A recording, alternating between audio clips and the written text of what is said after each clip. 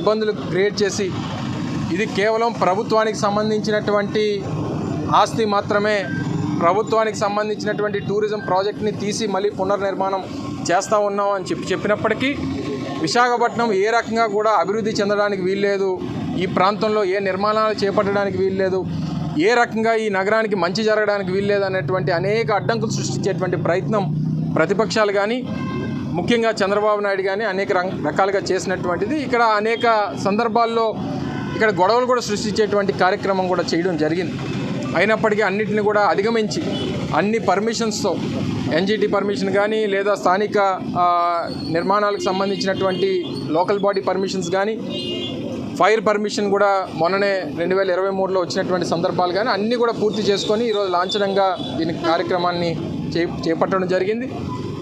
దీనికి సంబంధించి ఏదైతే ప్రభుత్వం ఒక నిర్ణయం తీసుకుందో పరిపాలనా రాజధానిగా విశాఖపట్నంని చేయాలన్నటువంటి నిర్ణయం ప్రభుత్వం ఏదైతే తీసుకుందో దానికి సంబంధించి ఏ రకంగా ఏర్పాట్లు సౌకర్యాలు ఉండాలన్నటువంటి ఉద్దేశంతో ఒక 3 సీనియర్ ఐఏఎస్ అధికారులతో కమిటీ నియమించినప్పుడు కమిటీ చెప్పింది ఏంటంటే ముఖ్యమంత్రి గారికి ఉత్తరాంధ్ర ప్రాంతాల్లో ఇక నుంచి వారు ఉండాలనుకున్నప్పుడు ఇదైతే బాగుంటుందన్నటువంటి ఒక సూచనని ఆ కమిటీ చేయడం జరిగింది.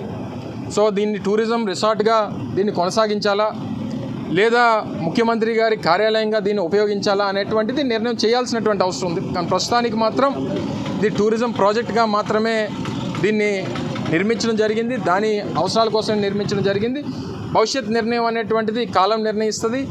తప్పకుండా రానటువంటి ఎందుకంటే అనేక అడ్డంకులు ముఖ్యమంత్రి గారు విశాఖపట్నం రావడానికి అనేక అడ్డంకులు కోర్టుల్లో ఇతరితర విధాలుగా శతవిధాల ప్రయత్నం చేస్తున్నటువంటి ప్రతిపక్షాలు చేస్తున్నటువంటి క్రమంలో తదుపరి నిర్ణయం అనేటువంటిది ప్రభుత్వం నిర్ణయం తీసుకుంటుంది అనేటువంటి విషయాన్ని తెలియజేసుకుంటూ పూర్తి స్థాయిలో నిర్మాణం ఇంకా కాస్త అంగులు చేయాల్సినటువంటి అవసరం కొన్ని పూర్తి చేయాల్సినటువంటి అవసరం ఉంది. కాబట్టి ఏదో మిమ్మల్ని లోపలికి అలౌ చేయలేదు అనేటువంటిది కొన్ని పత్రికలు కొన్ని ఛానల్స్ దీన్ని బాగా ప్రొజెక్ట్ చేస్తూ ఉన్నాయి. ఏ రకమైన ఇబ్బంది లేదు, త్వరలోనే మిమ్మల్ని కూడా తీసుకొని వెళ్ళి చూపించేటువంటి కార్యక్రమం కూడా చేస్తాం. Thank you.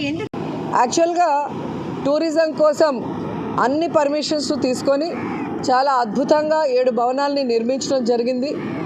కానీ ఈ మధ్య 3 మెన్ కమిటీ ముఖ్యమంత్రి గారు వస్తే మరి పార్టీ కార్యాలయంగా ఎక్కడ ఉంటే బాగుంటుంది అంటే ప్రభుత్వంలో భాగమే ముఖ్యమంత్రి అంటే పర్సనల్గా కాదు కదా. సో ముఖ్యమంత్రి గారు ఎక్కడ ఉంటే బాగుంటుంది, ఎక్కడి నుంచి పరిపాలిస్తే బాగుంటుంది అన్న క్రమంలో 3 మెన్ కమిటీ వైజాగ్లో ఉన్న అన్ని ప్రదేశాలని కూడా సందర్శించారు. దాంట్లో ఇక్కడ ఉంటే బాగుంటుంది అని రిషికొండని ఫైనలైజ్ చేయడం జరిగింది. సో ఇప్పుడు జగన్మోహన్ రెడ్డి గారు డెసిషన్ తీసుకోవాలి, అక్కడి నుంచి పరిపాలించాలా లేదా వేరే ప్లేస్ నుంచి అని. జగన్మోహన్ రెడ్డి గారు అది డిసైడ్ చేస్తే ఇక్కడి నుంచి చేస్తే బాగుంటుంది అని రిషికొండ నుంచి మరి క్యాంప్ ఆఫీస్గా పరిపాలన స్టార్ట్ అవుతుంది, లేదంటే టూరిజం స్పాట్గానే అది కంటిన్యూ అవుతుంది, టూరిజం రిసార్ట్గానే కంటిన్యూ అవుతుంది.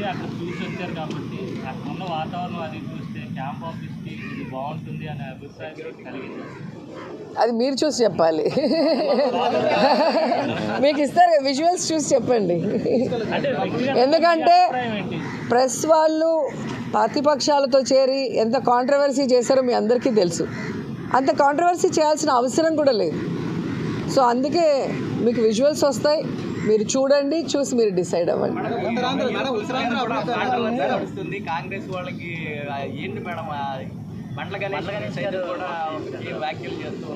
ఎవరతను ఎవరో 7 o'clock బ్లేడ్తో కోసుకొని చచ్చిపోతానన్నాడు ఆయనేనా? ఏం చెప్తాం వాళ్ళ గురించి. కానీ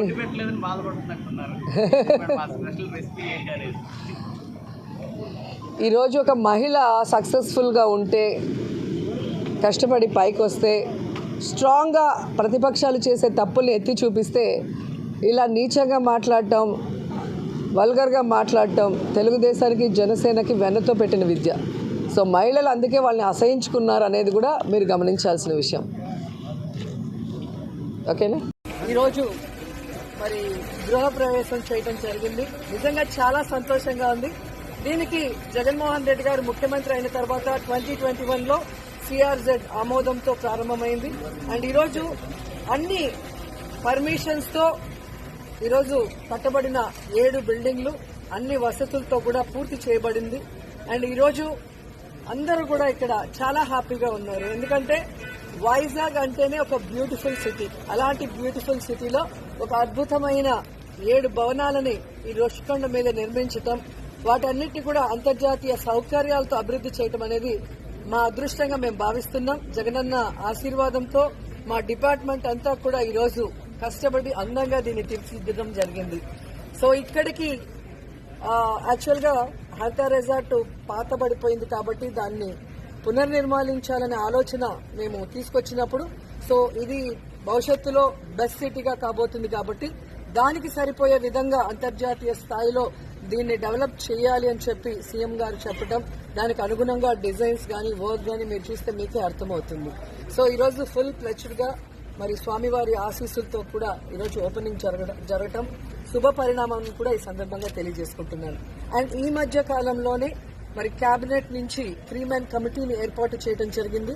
ఆ 3-man కమిటీ ప్రభుత్వం ఇక్కడి నుంచి సీఎం క్యాంప్ కార్యాలయంగా ఉంటే బాగుంటుంది అని ఒక నిర్ణయం తీసుకోవడం జరిగింది. సో ఆ నిర్ణయాన్ని ఇప్పుడు జగన్మోహన్ రెడ్డి గారు ఆమోదిస్తే ఇక్కడి నుంచి ఈ కార్యాలయంలో వర్క్ స్టార్ట్ అవుతుంది. సో అందరం కూడా వెయిట్ చేస్తున్నాం ఒక మంచి మాట కోసం.